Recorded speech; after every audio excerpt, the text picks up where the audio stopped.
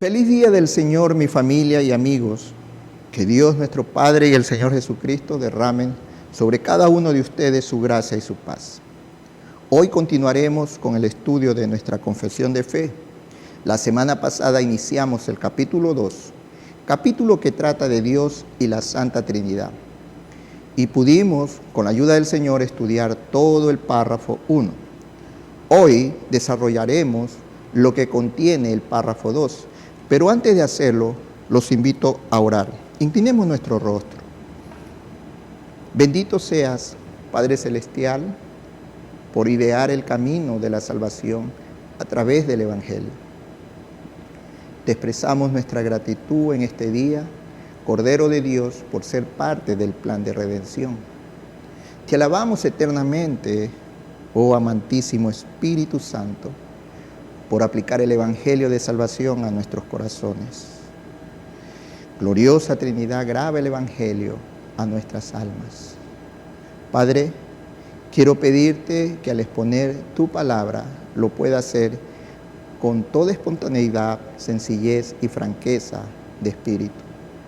Y permíteme que tu Evangelio sea verdad, belleza y bien en cada uno de nuestros corazones. Ahora sí, vamos a iniciar nuestro estudio del párrafo 2 del capítulo 2 de Dios y la Santa Trinidad. Empezaré por recordarles que todo el capítulo 2 no es otra cosa sino una creencia histórica de fe cristiana, de quién es nuestro Dios. Y para desarrollar este párrafo, que es parte de nuestro estudio del día de hoy, el bosquejo a seguir es el mismo que se presentó la semana pasada. Vimos en el párrafo 1 la naturaleza de Dios.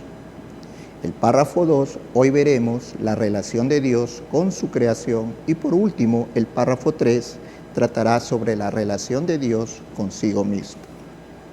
Ahora bien, el párrafo 2 nos presenta la correcta posición entre Dios y su creación. Posición, mis hermanos, que ha sido lastimosamente tergiversada al día de hoy por muchas comunidades de fe, ya que sus predicaciones se centran en el hombre al mencionarles que pueden ser felices, que sus problemas se acabarán, que pueden lograr sus metas y sueños más añorados, ya que Dios es amor y tiene todo el poder para cumplirles sus anhelos y hasta sus caprichos. Así como me oye. Lastimosamente, todo esto es común escucharlo desde los púlpitos de muchas iglesias que se llaman cristianas.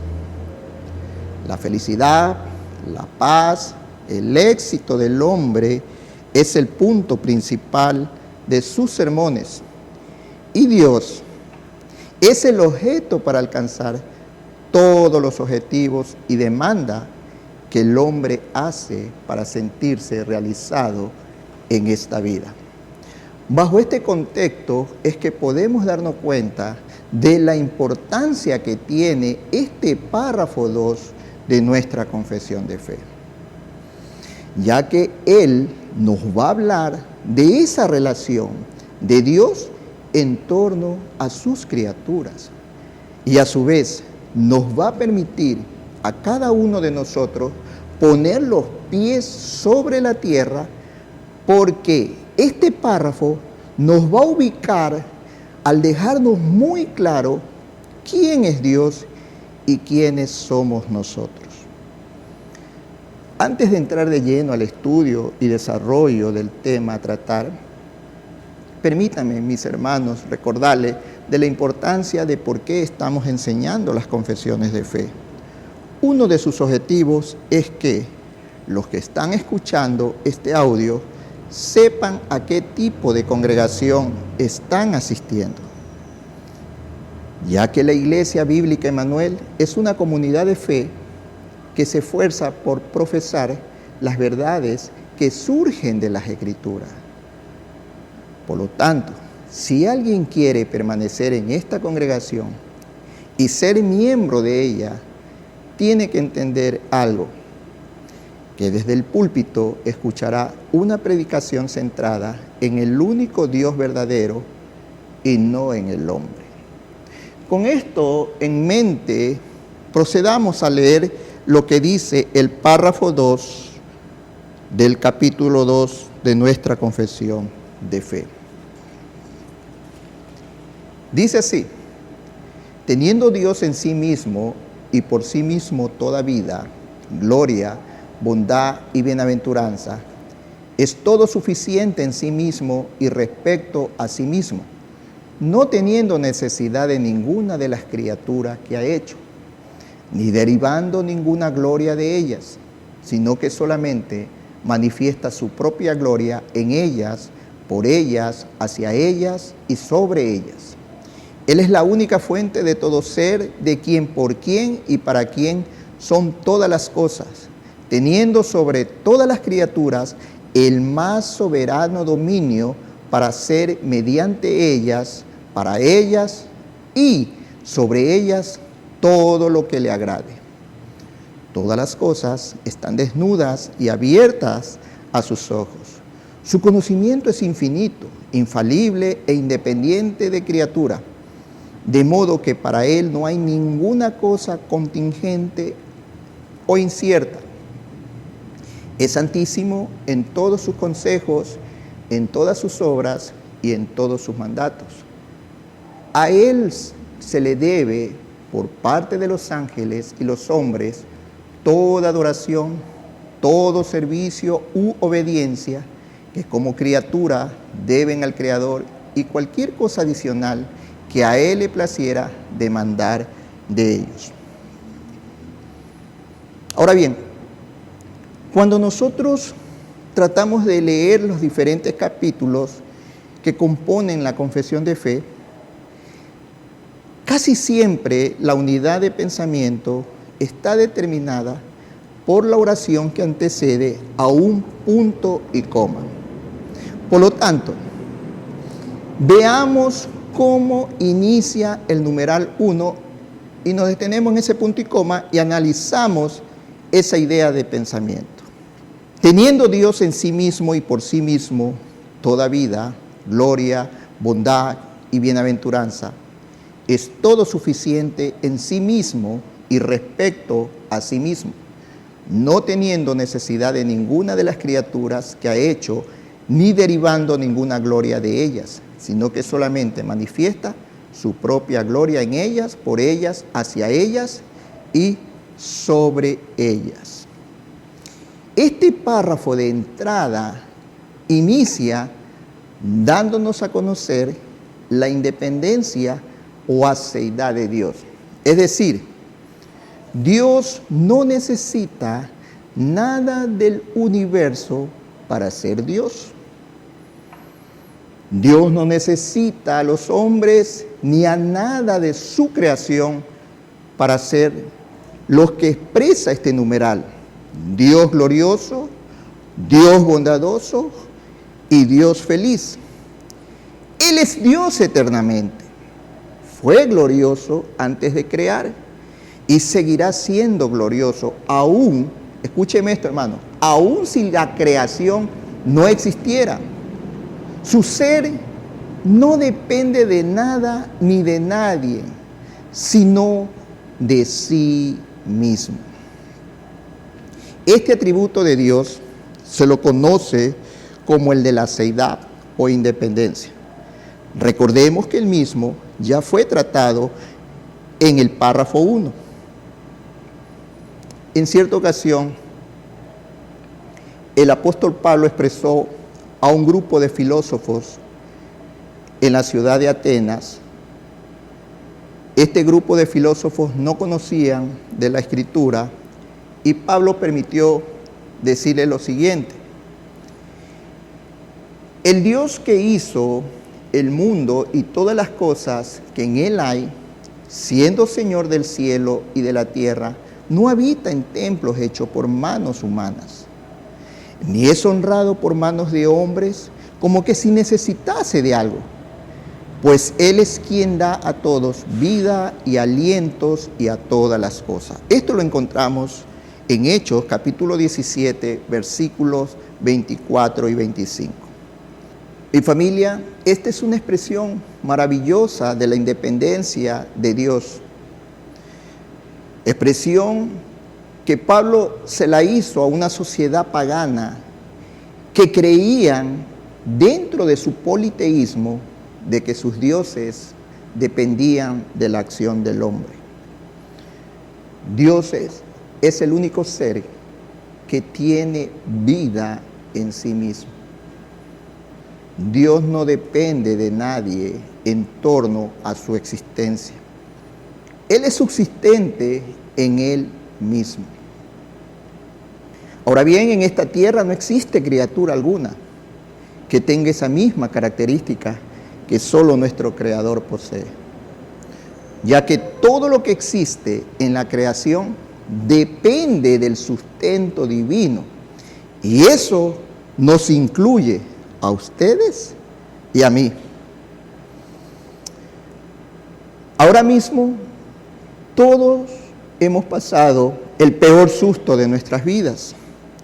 Cuando escuchábamos lo que esta pandemia estaba ocasionando alrededor del mundo, y Ecuador no fue la excepción.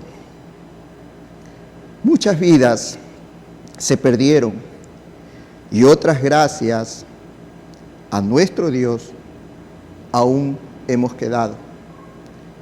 Y como creyentes, insto a tener muy presente en nuestros corazones lo que el salmista expone en el Salmo 103, versículo 2, donde él manifiesta y dice: bendice alma mía a Jehová y no olvides ninguno de sus beneficios.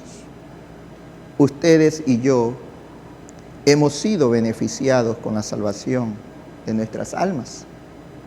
Y hasta el día de hoy, que estamos escuchando este audio, gracias a Dios estamos con vida.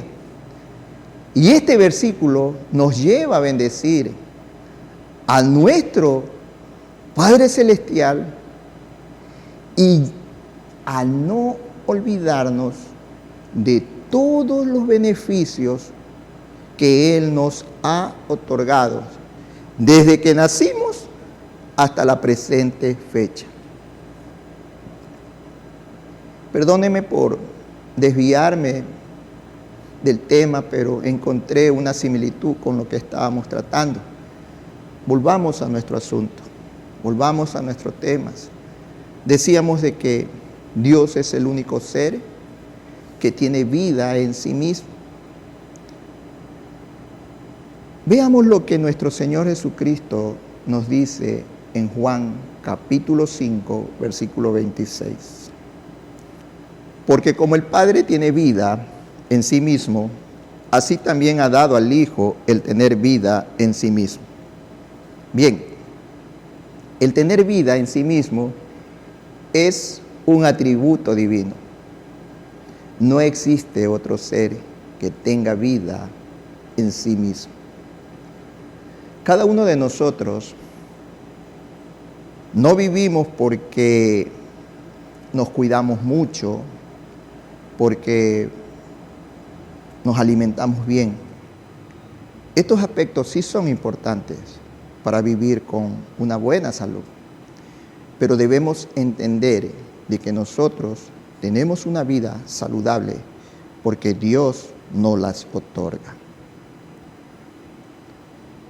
Todo en el universo existe porque Dios lo sustenta, y nada, hermanos, escúcheme bien, y nada hay en su creación que no dependa de Él.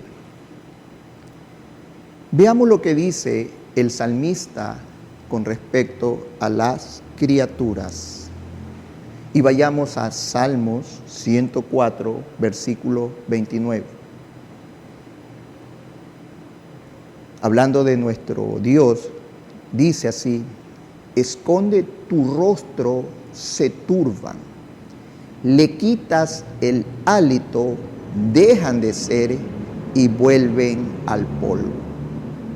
¿Se da cuenta? Se da cuenta de la dependencia de toda la creación, dependencia ligada a nuestro Dios. Él esconde su rostro, Él se hace a un lado de nosotros y nos turbamos. Él deja de darnos hálito y morimos. Hay una total dependencia de nosotros, sus criaturas, con nuestro Creador. Esta cita bíblica lo que nos muestra es un contraste muy grande entre Dios y su creación. Dios es independiente de existencia, mientras que el hombre no lo es. El hombre, si vive, es porque su Creador le ha otorgado esa capacidad de vivir el día a día. Hoy mismo estamos agradecidos con Dios porque Él nos ha otorgado en esta mañana aún permanecer con vida. Bien, el apóstol Pablo en Colosenses capítulo 1, versículo 17, expresa lo siguiente. Y Él es, aquí se está refiriendo al Señor Jesucristo, y Él es antes de todas las cosas, y todas las cosas en Él subsisten. Por lo tanto, hermanos, así que todas las cosas dependen de Dios para existir. Y no solo eso, sino también para mantener las propiedades que poseen. El autor de Hebreos, refiriéndose al Señor Jesús, dijo lo siguiente, que nuestro Señor Jesucristo es el que sostiene todas las cosas con su palabra poderosa. Qué bueno saber esto, porque imaginémonos, si Dios quitase su sustento, toda la creación dejaría de existir, pues. Tiene lógica y tiene sentido, hermanos. Por lo tanto,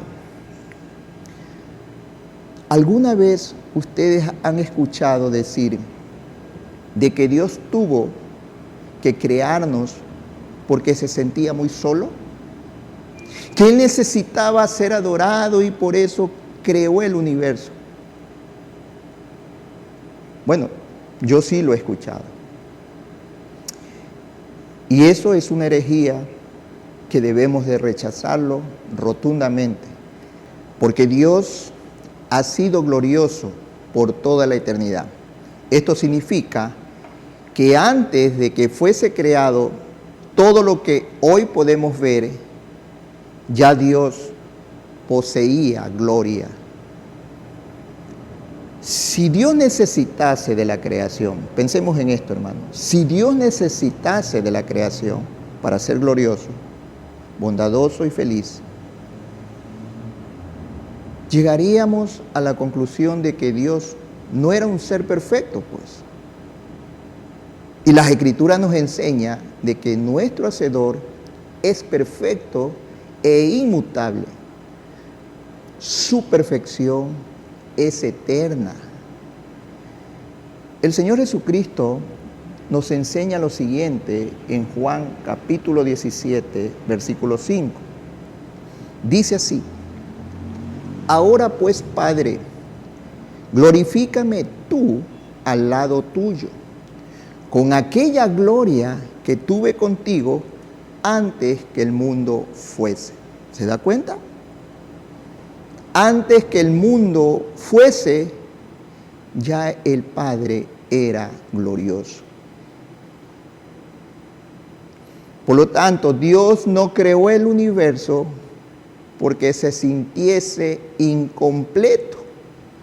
Él creó el universo porque sintió placer al crearlo según la determinación bondadosa de su voluntad, pues. Ahora, ¿por qué crea el universo? Bueno, Él crea el universo y a todas sus criaturas porque Él tiene un objetivo específico con su creación, hermanos. Por lo tanto, la gloria de Dios no aumenta ni disminuye por lo que el hombre hace o deje de hacer. La gloria de Dios ha sido, es y será perfecta por toda la eternidad.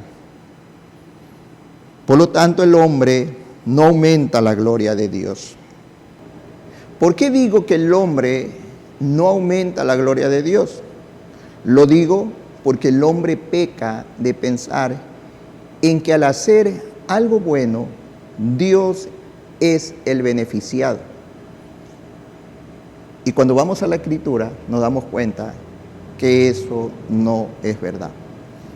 Veamos Job capítulo 22, versículos 2 y 3. Leo de la Biblia, Dios habla hoy. Dice así: ¿crees tú que el hombre, por más sabio que sea, puede serle a Dios de alguna utilidad? ¿Qué interés o beneficio obtiene el Todopoderoso de que tú seas recto e intachable? Mire, estas dos preguntas se las formuló Elifaz a Job. Elifaz era uno de los 3 amigos que visitaron a Job en medio de su calamidad. Ahora, si estas dos preguntas nos las hiciesen a nosotros, ¿qué responderíamos? Bueno, Dios no sacaría ningún beneficio, interés o utilidad de lo que ustedes o yo hagamos, por muy rectos e intachables que seamos. En ocasiones, el creernos rectos, intachables, nos puede llevar a convertirnos en vanidosos, en gloriarnos a nosotros mismos por lo que hacemos. Ahora, si el hombre desea gloriarse en algo, gloríese entonces en conocer a Dios, ya que el conocimiento de Dios es la gloria del hombre. Para concluir este numeral, podemos decir de una manera resumida que Dios es absolutamente independiente y que en comparación con Él, todas las cosas son nada, incluyéndonos los seres humanos. Ahora pasemos al numeral 2 y leamos.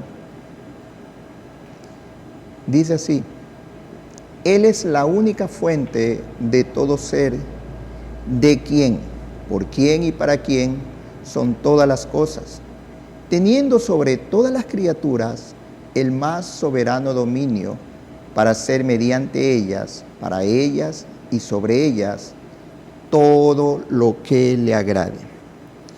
Mi familia, si hay algo que no está en los pensamientos de los hombres, incluyéndonos también nosotros como creyentes, es que no nos consideramos como una criatura. Cuando digo que es una criatura, lo que quiero enfatizar es que tiene un creador. Y esa misma criatura no se ha puesto a pensar que el creador tiene un propósito con su creación. Ahora bien, escuche esto, hermano. Si la criatura no vive bajo el objetivo por el cual fue creado, será un completo desastre. Y esto es una gran realidad. Y es lastimosamente decirlo, pasa en el pueblo del Señor. Cuando queremos hacer las cosas de acuerdo a nuestra capacidad, nuestra mente, nuestro conocimiento, y no conforme a lo que las Escrituras nos mandan hacer. Definitivamente podemos llegar a vivir vidas desastrosas. La segunda importancia que resalta este párrafo es el dominio que tiene Dios sobre su creación. Por lo tanto, la creación tiene por objetivo manifestar la gloria de Dios. Así lo dice el apóstol Pablo en Romanos capítulo 11, versículo 33. Dice así: porque de Él, y por Él, y para Él, son todas las cosas. A Él sea la gloria, por los siglos. Amén. Asimismo leamos Apocalipsis 4:11. Dice así: Señor, digno eres de recibir la gloria y la honra y el poder. Nótese que inmediatamente nos dice el por qué. El por qué el Señor es digno de recibir gloria, honra y poder. Porque tú creaste todas las cosas y por tu voluntad existen y fueron creadas. ¿Nos damos cuenta? Él es el creador y su creación tiene un objetivo con su creador. ¿Cuál es ese objetivo? Reflejar la gloria de Dios. Hubo un hombre con gran poder en la tierra y que confesó lo siguiente en Daniel capítulo 4, versículo 25. Hasta que conozca que el Altísimo tiene el dominio en el reino de los hombres y que lo da a quien Él quiere. Pasemos al versículo 35. Todos los habitantes de la tierra son considerados como nada. ¿Podemos darnos cuenta, mi familia, que Dios tiene el absoluto dominio sobre sus criaturas? Hay un total dominio de Dios sobre su creación. Concluyo este numeral formulándoles una pregunta. Si decimos de que Dios es el creador y sustentador de todos y de todo, pregunto, ¿no cree usted que es evidente también que Él tiene dominio sobre ellos para hacer por ellos, para ellos o a ellos todo lo que Él desee? Bueno, la respuesta es evidente. Nuestro Creador tiene el total dominio sobre su creación. Ahora pasemos al numeral 3. El numeral 3 nos enseña de que Dios tiene un conocimiento absoluto de sus criaturas. El anterior numeral nos decía de que Dios tiene un total dominio sobre su creación. Ahora, este numeral nos dice de que Dios tiene no solamente dominio, sino tiene conocimiento absoluto de sus criaturas. Partamos con lo mencionado por el apóstol Pablo en Hechos capítulo 17, versículo 28. Leámoslos. Dice así: porque en Él vivimos y nos movemos y somos. Porque en Él vivimos y nos movemos y somos. Qué precioso versículo. Pensemos aquí. Hace un momento concluimos con una gran verdad, de que Dios es el creador y sustentador de todos y de todo. Vuelvo a preguntarles, ¿habrá algo que Dios no conozca con respecto a sus criaturas? O tal vez, ¿puede el hombre tener pensamientos que Dios no conozca? Si ustedes tienen una convicción de lo expresado por Pablo, porque en él vivimos y nos movemos y somos, es imposible que lo mencionado en esas dos preguntas se responda afirmativamente. Ahora, si no estamos seguros de aquello, pasemos a leer el numeral 3. Dice así: todas las cosas están desnudas y abiertas a sus ojos. Su conocimiento es infinito, infalible e independiente de la criatura, de modo que para él no hay ninguna cosa contingente o incierta. ¿Se da cuenta? Recordemos que Dios es omnisciente. Él conoce absolutamente todo. Esto lo confirma Hebreos capítulo 4, versículo 13. Y no hay cosa creada que no sea manifiesta en su presencia. Antes bien, todas las cosas están desnudas y abiertas a los ojos de aquel a quien tenemos que dar cuenta. Confieso que me complazco cuando leo que el mismo Señor Jesucristo no se dejó sorprender por la falsa fe y confianza que la gente le mostraba en aquellos tiempos cuando nuestro Señor estuvo en esta tierra. ¿Sabe por qué? Porque Él conocía todo. A Él no se le podía ocultar nada. Él conocía la mente, los pensamientos, las emociones de los hombres. Juan capítulo 2, versículos 24 y 25 corrobora lo que estoy diciendo. Y lo leo. Pero Jesús no se fiaba de ellos, porque conocía a todos y no tenía necesidad de que nadie le diese testimonio del hombre, pues él sabía lo que había en el hombre.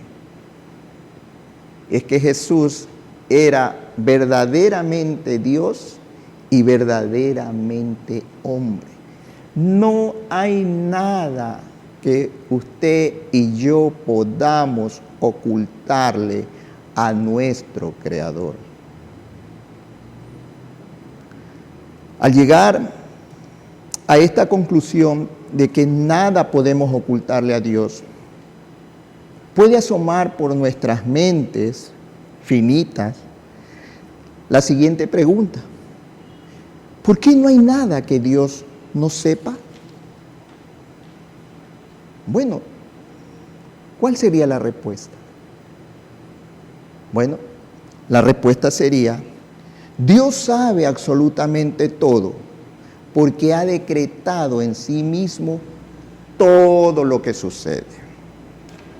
Esto me recuerda mencionarles que este párrafo 2 es una antesala de lo que veremos en el capítulo 3 sobre el decreto de Dios y en el capítulo 5 que trata de la divina providencia.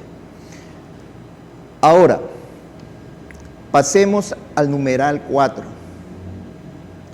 Lo leemos. Es santísimo en todos sus consejos, en todas sus obras y en todos sus mandatos. Para desarrollar este párrafo, leamos dos citas bíblicas que hablarán por sí solas lo que el numeral 4 trata de enseñarnos. Veamos Deuteronomio capítulo 32, versículo 4. Dice así: Él es la roca cuya obra es perfecta, porque todos sus caminos son rectitud. Dios de verdad y sin ninguna iniquidad en él. Es justo y recto. Y procedamos a leer también Romanos 7:12. Menciona lo siguiente: de manera que la ley a la verdad es santa y el mandamiento santo, justo y bueno.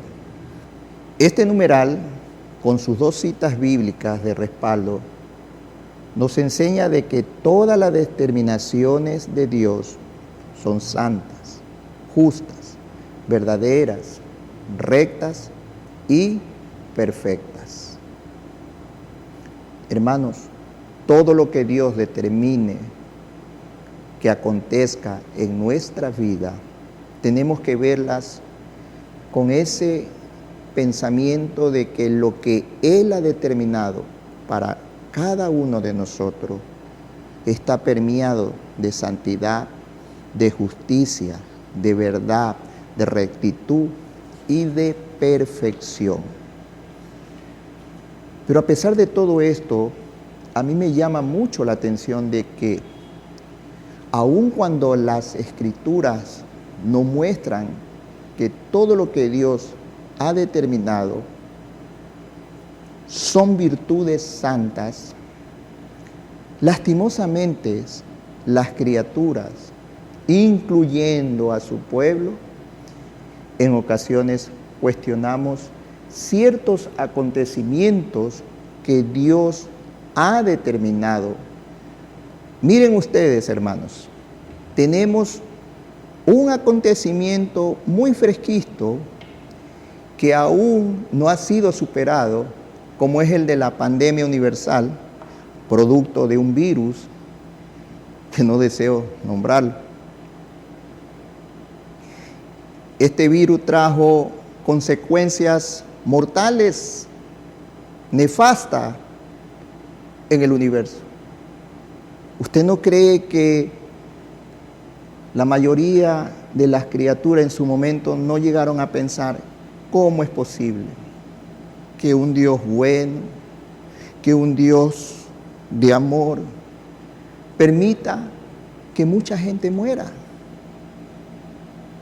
E inclusive creo que el terror, la angustia, el temor, hasta en su pueblo, pudo haber pasado por nuestras mentes angustiadas y no hallar una respuesta del por qué Dios estaba permitiendo todo aquello. Y podríamos llegar a la conclusión, como es el libro muy conocido que lleva como título Cuando lo que Dios hace no tiene sentido. Es muy posible que nosotros también nos hayamos sentido de esa manera, haciéndonos esa pregunta. Y pudimos haber caído en la tentación de cuestionar lo que Dios había determinado para este mundo.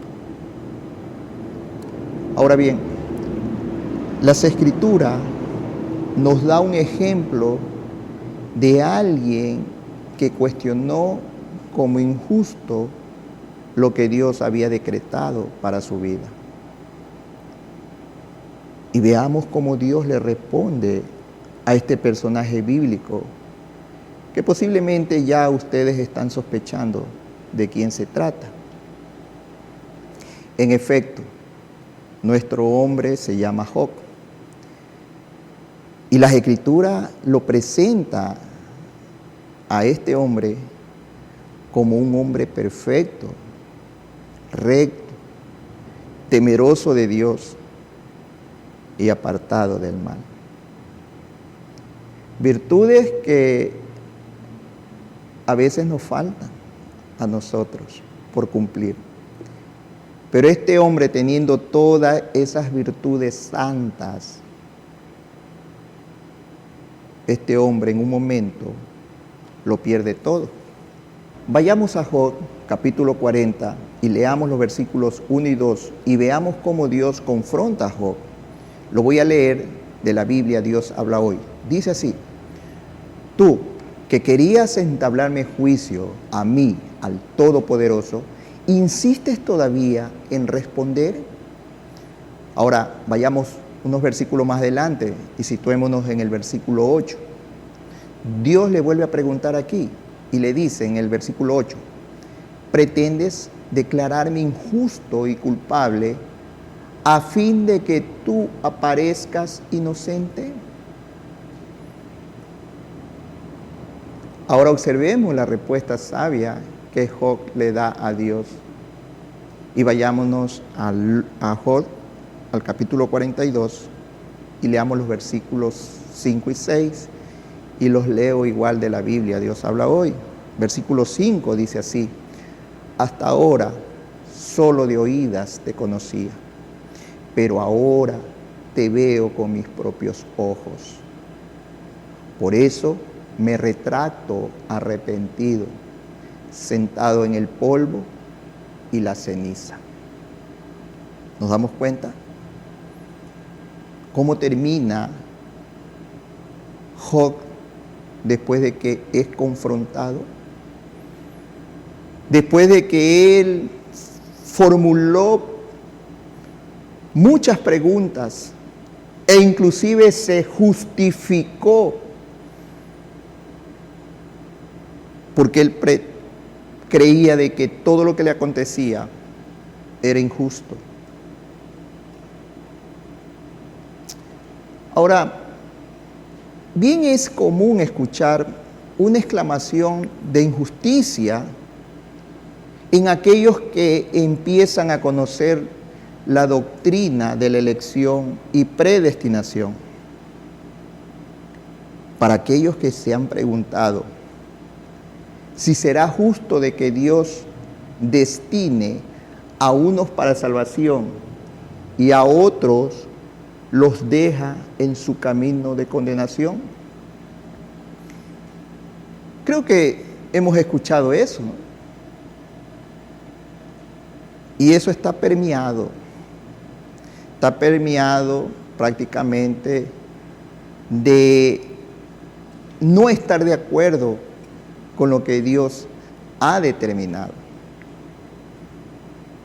El apóstol Pablo responde a esa pregunta también, como decía, permeada de insatisfacción, en el libro de Romanos, capítulo 9, versículos 19 al 21. Y me voy a permitir también a leer de la Biblia Dios habla hoy. Dice así el versículo 19: pero me dirás, siendo así, ¿de qué puede Dios culpar al hombre si nadie puede oponerse a su voluntad? Versículo 20: y tú, hombre, ¿quién eres para pedirle cuentas a Dios? ¿Acaso la olla de barro le dirá al que la hizo: ¿por qué me hiciste así? El alfarero tiene el derecho de hacer lo que quiera con el barro, y del mismo barro puede hacer una olla para uso especial y otro para uso común.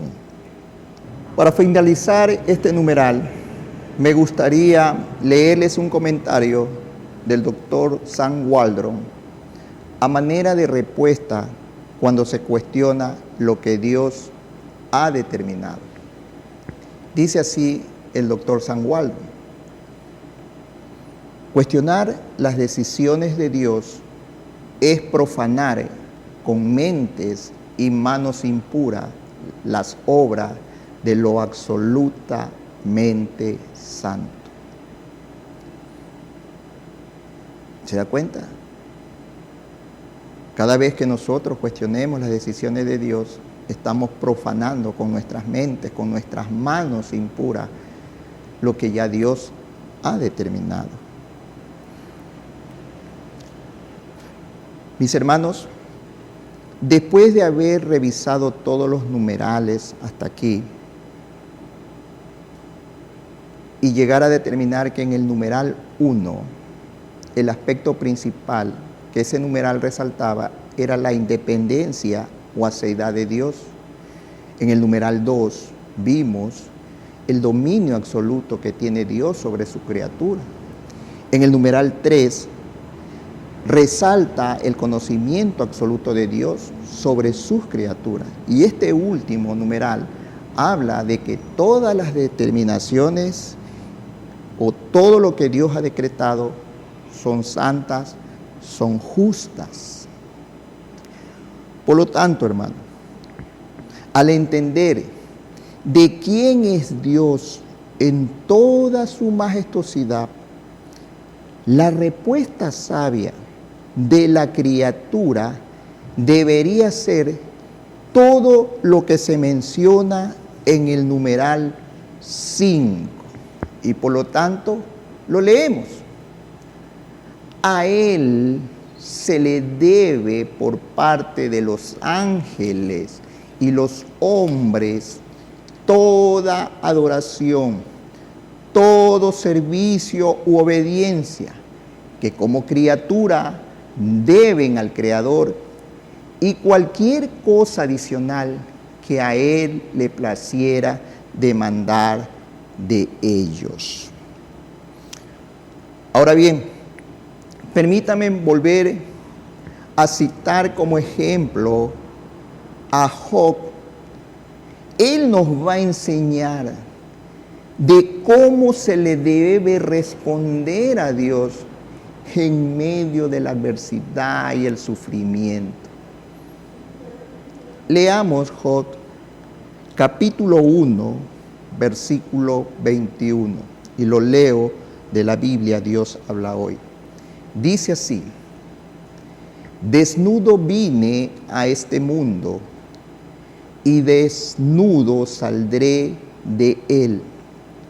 El Señor me lo dio todo y el Señor me lo quitó. Bendito sea el nombre del Señor. Y leamos también Apocalipsis capítulo 5, versículos del 12 al 14. Y asimismo me voy a permitir leer de la Biblia Dios habla hoy. Versículo 12 dice: y decían con fuerte voz, el Cordero que fue sacrificado es digno de recibir el poder y la riqueza, la sabiduría y la fuerza, el honor, la gloria y la alabanza.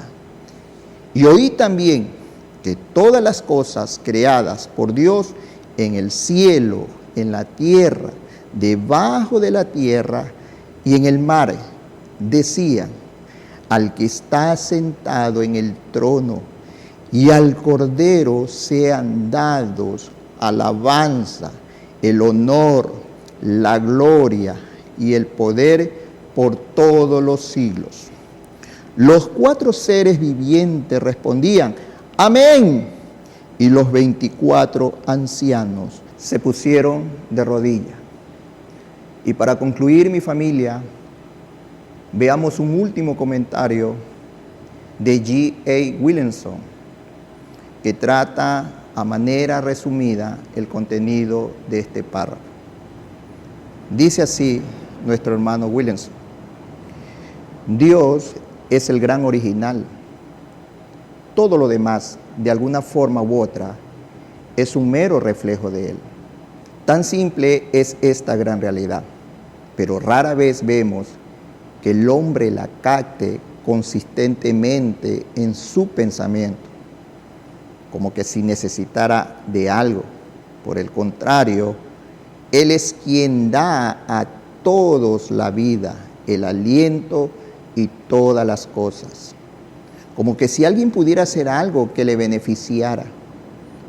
No es perfectamente evidente que la criatura nunca podría aspirar a algo más excelente que el reflejar a Dios como su imagen?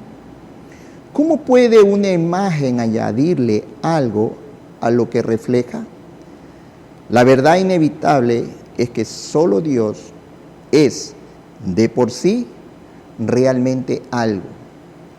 Y el hombre, como Cualquier otra criatura es de por sí nada, pues depende completamente de Dios. Oremos, hermano.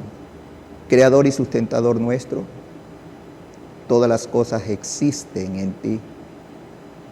Tú conoces a la criatura más pequeña y estás al mando del ejército más poderoso. Tú gobiernas con justicia. Ayúdanos a confiar en tu bondad en todo cuanto hagas. Amén.